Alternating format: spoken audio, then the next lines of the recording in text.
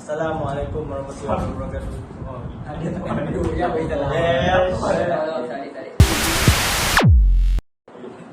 Assalamualaikum warahmatullahi wabarakatuh. Hari ini kami akan buat podcast tentang soalan nombor 10, iaitu penciptaan dan penghasilan bahan kimia bagi sektor pertanian dan peternakan telah mencapai tahap yang memberansangkan. Bincangkan isu yang ini berdasarkan persoalan di bawah.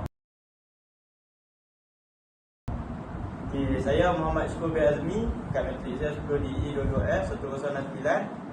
Saya Muhammad Syamizan, dan kat matrik saya 10DE 22F 1073. Ya, dan nama saya Muhammad Azwar, matrik saya 10DE 22F 1021. Nama saya Muhammad Syamil bin Abdul Wahab, matrik 10DE 22F 1071. Okay, untuk soalan pertama, berikan definisi bahan kimia. Boleh sediakan terangkan untuk soalan pertama? Okey, so definisi bahan kimia. Okey, dari sudut sains kita dapat tahu yang bahan kimia ini adalah satu unsur kimia, adalah bahan yang tidak boleh dibahagi dan diubah kepada bahan-bahan yang berlainan oleh cara kimia yang besar. Sebagai contoh, Zahra, unsur yang paling kecil adalah atom yang mengandungi elektron mengelilingi nukleus, iaitu proton dan neutron. Itu dari sudut yang ringkas lah berkenaan definisi bahan kimia.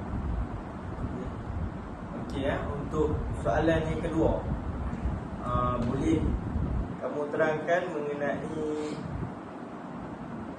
sebutkan 4 aplikasi yang diperoleh dari penghasilan dan penggunaan teknologi bahan kimia bagi sektor pertanian dan peternakan. Boleh saya terangkan? 4 implikasi ya. 4 aplikasi. Saya akan bagi satu contoh implikasi yang kepada peternakan dan pertanian. Pertanian, ya. Okey, salah satunya ialah pengurangan kesan perosak serangga dan juga penyakit. Penggunaan bahan kimia yang berkesan juga dapat mengurangkan risiko hasil pertanian menjadi rosak, dan juga haiwan peliharaan peternakan juga akan bebas daripada abu-abu atau bahan-bahan kimia inilah yang boleh mencemarkan kualiti daging mereka. Baik. Okey, saya bagi satu Okey. daripada saya. Peningkatan produktiviti. Macam kita guna bahan kimia ni, dia boleh meningkatkan lagi. Contohnya mempercepatkan pembesaran haiwan ke, pokok-pokok ke. Bahan kimia ni dapat membantu pembesaran binatang ataupun tumbuhan. So benda tu akan cepatkan lagi produktiviti kita, akan memajukan lagi ya. Okey, yang tu daripada sudut saya.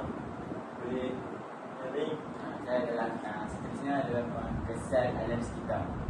Penggunaan bahan kimia yang tidak terkawal boleh memberikan kesan lebih kepada alam sekitar lah, seperti pencemaran tanah dan air.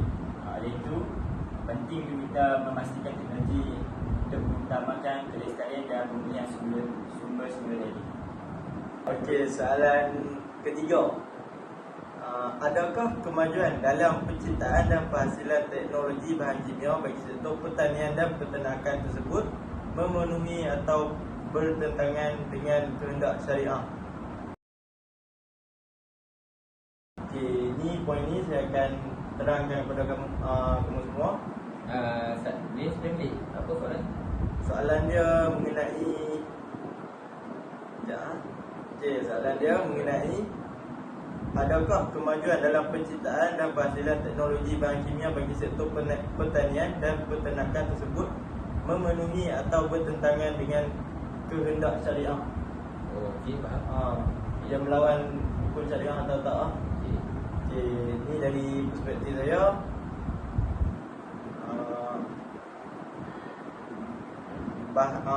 Daripada contoh bahan yang kita gunakan, bahan kimia yang dihasilkan mesti bebas daripada unsur yang haram ataupun najis.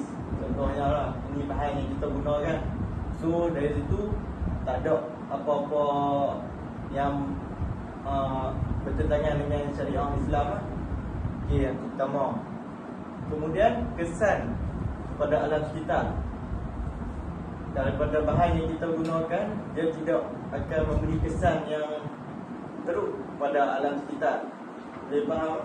Sebab kita gunakan, contohnya bahan kimia yang kita gunakan tu, contoh pokok-pokok ke, tumbuhan ke. So dia tu, benda tu takkan menjejaskan alam sekitar lah, takkan memberi penyakit ataupun sebagainya. Untuk yang keempat, maklumat dan kesan sosial dia. Kita guna benda tu, maklumat kita untuk menaikkan, contohnya yang pertama, kita nak naikkan lagi produktiviti kita ke,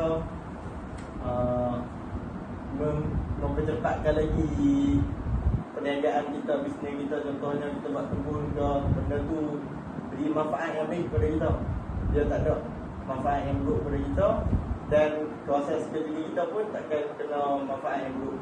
So benda ni tak ada melanggar syariah dalam Islam kita lah. Boleh? Okay. Kalau itu saya masuk soalan seterusnya. Alright, boleh. Boleh. Okey. Untuk soalan yang seterusnya, bagaimanakah cara mengatasi permasalahan penggunaan bahan kimia yang tidak diurus dengan cekap dalam sektor pertanian dan peternakan yang menyebabkan gangguan kesihatan kepada manusia? Itu soalan yang menarik tu. Yang dari Ya, Jadi ada beberapa langkah yang kita boleh lakukan lah. Yang pertama adalah penggunaan bahan kimia yang selamat dan berkawan. okey. Seterusnya melaksanakan program pendidikan dan latihan kepada petani dan peternak mengenai penggunaan bahan kimia yang betul. Seterusnya, melakukan turunlah pemantauan dan penguatkuasaan. Memperketatkan perundingan dan peraturan mengenai penggunaan bahan kimia dalam sektor pertanian dan peternakan. Pihak berkuasa boleh menggiatkan pemantauan, pemeriksaan bukti dan mengambil tindakan terhadap mereka yang melanggar peraturan. Langkah yang kedua, kita boleh menggunakan alternatif organik. Pihak atasan boleh mengalakkan penggunaan kaedah pertanian organik yang kurang bergantung kepada bahan kimia. Ini boleh menggunakan baja organik, pengawalan biologi dan pertanian dan penutupan tanam. Okay, langkah seterusnya adalah pengurusan kawasan pertanian dan peternakan. Pihak atasan perlu mengalakkan pengurusan yang lebih baik seperti sistem pertanian yang bersepadu yang menggabungkan tanaman, ternakan dan sumber asli dengan cekap. Okay, langkah yang terakhir adalah kesedaran awam dan pelibatan masyarakat. Kita perlu meningkatkan kesedaran masyarakat tentang bahayanya penggunaan bahan kimia yang tidak terkawal dan mendorong mereka untuk menyokong produk pertanian yang lebih selamat dan bersalah. Selesai? Okey, saya pergi soalan yang seterusnya. Sejauh manakah kandungan bahan kimia yang digunakan dalam sektor pertanian dan peternakan ini telah menyebabkan keracunan makanan ataupun kesan sampingan lain pada manusia? Saya jawab dalam sudut pandang Islam lah. Okey. Dalam Islam, petani, pengeluar dan pengawal mempunyai tanggungjawab moral untuk memastikan makanan yang dihasilkan tak bahaya. Ini berdasarkan konsep amanah, di mana pengeluar makanan diamanahkan untuk menyediakan produk yang sihat.